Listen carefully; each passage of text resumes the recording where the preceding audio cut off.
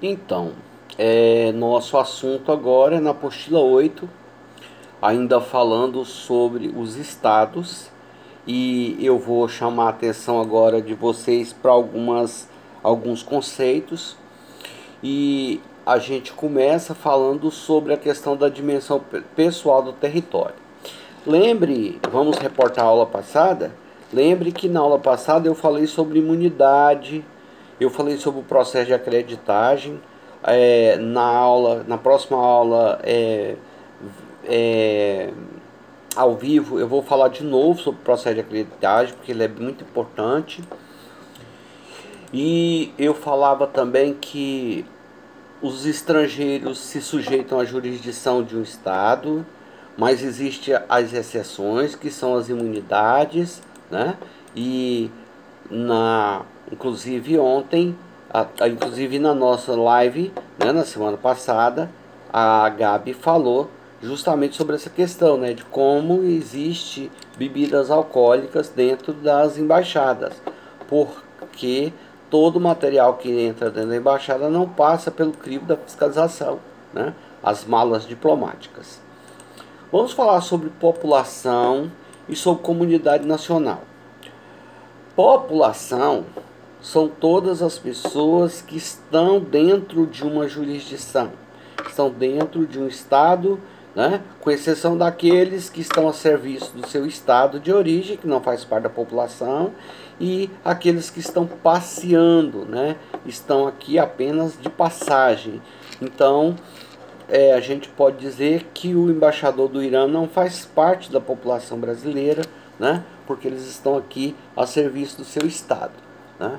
Do outro lado, existe a questão dos que também estão só passeando pelo Brasil, não são residentes aqui. Isso é a população. Então, a partir do momento que você pega um visto permanente, você passa a fazer parte da população de um outro estado. Ah, professor, por que isso é importante?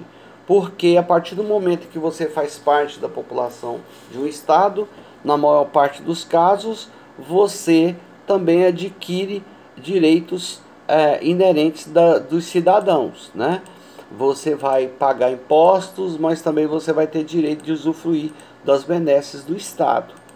O que não acontece com os turistas. Todas as vezes que a gente vai sair do país, a gente paga uma taxa de seguro, para que se houver qualquer eventualidade, qualquer, né, contratempo, o seguro esteja cobrindo a sua necessidade ali naquele país de origem, né? Então, vale a pena lembrar que, com relação à população, todas essas pessoas estão ali. Já com relação à comunidade, é onde você mantém o seu vínculo político. Uma pessoa, por exemplo, que é brasileira, ela não faz parte mais da população do Brasil porque ela está morando nos Estados Unidos, mas ela faz parte da comunidade nacional porque ela é brasileira, né? Porque ela pediu para sair do país, se for o caso, né? Dos países que precisam de autorização. Ela comunicou, no caso nosso, comunicou que ia sair, mas ela continua estando ligada à nossa comunidade nacional. Prova maior disso é que essas pessoas podem, inclusive, exercer os seus direitos de cidadania brasileiro. É muito comum, inclusive, durante as eleições, você ver, né, que as urnas que são apuradas, geralmente são as urnas que vêm dos países da Ásia, né? As pessoas que estão na Ásia lá, mas lá amanhece antes daqui, né? Aqui lá na Ásia já são 20h33, né? Agora no caso eu estou gravando a aula às 20h33, já são 20h33 do dia 12, já são 8h33 da manhã do dia 12, né? de maio. Então eles costumam votar antes, e isso é notícia nos jornais. Então, teoricamente falando, essas pessoas continuam a fazer parte, né, da nossa comunidade, elas continuam tendo, né, os seus vínculos conosco. E é isso que o doutrinador diz. Ele diz o seguinte, que para o direito internacional público, A população do Estado soberano é o conjunto de pessoas ali instaladas em caráter permanente, ou seja, nacionais e estrangeiros ali residentes. Mais uma vez lembrando, aqueles que estão a serviço dos seus países não conta, né? Enfim, a dimensão pessoal do Estado não se resume apenas à sua população, mas à comunidade nacional, ou seja, o conjunto de súditos, incluindo aqueles minoritários que tenham se estabelecido no exterior. Voltando a lembrar, os brasileiros que vão votar, né, lá fora, que vão, né, ter os seus direitos, de inclusive registrar seus filhos no consulado. Então, sobre os estrangeiros residentes, o Estado exerce inúmeras competências inerentes à sua jurisdição territorial. Sobre os seus súditos distantes, o Estado exerce jurisdição pessoal, fundada no vínculo da nacionalidade, independente do território onde se encontra. Vamos resumir isso, vamos esclarecer o que o doutrinador está querendo dizer.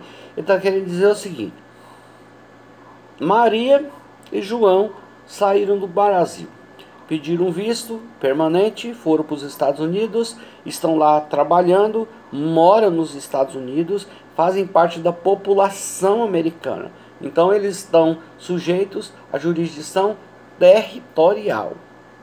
Qualquer coisa que Maria ou João fizer, né, segundo as leis americanas, vão responder. Do outro lado, Maria e João não são americanos. Maria e João são brasileiros.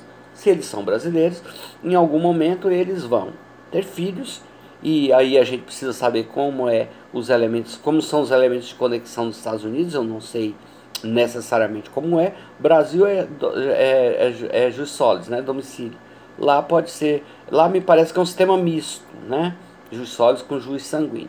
Então, no caso de um brasileiro que nasce nos Estados Unidos, ele não é necessariamente americano, né?